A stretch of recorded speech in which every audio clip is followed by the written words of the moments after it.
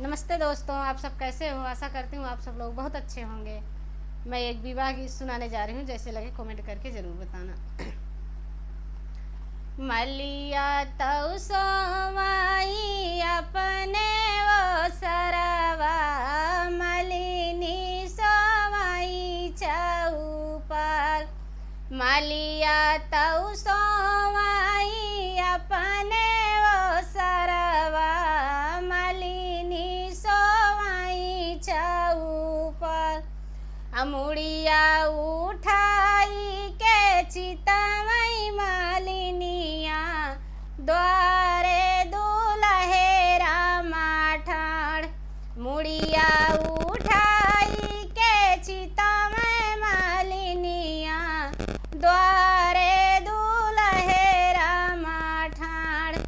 कवन जरूरत तोहरे लागी दुलहे रामा, आया बड़े भीन सार।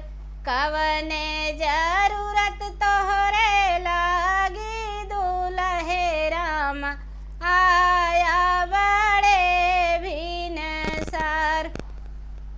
मऊरा जरूरत हमरे लागी मालिनिया, आए बड़े भीनो सार।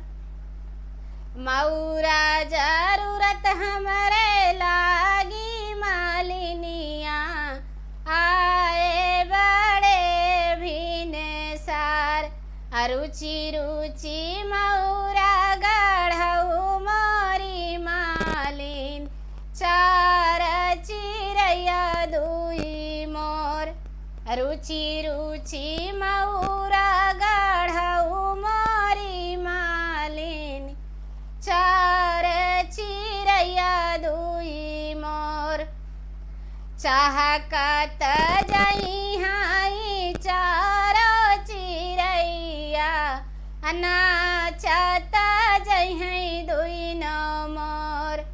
चाहकती जई हाई चारो चिरैया, नाचत जई हैं दुई नो मोर। अभी ही सात जई हाई रसिया दुलहे राम, ब्याही लई हैं कन्या कुमार।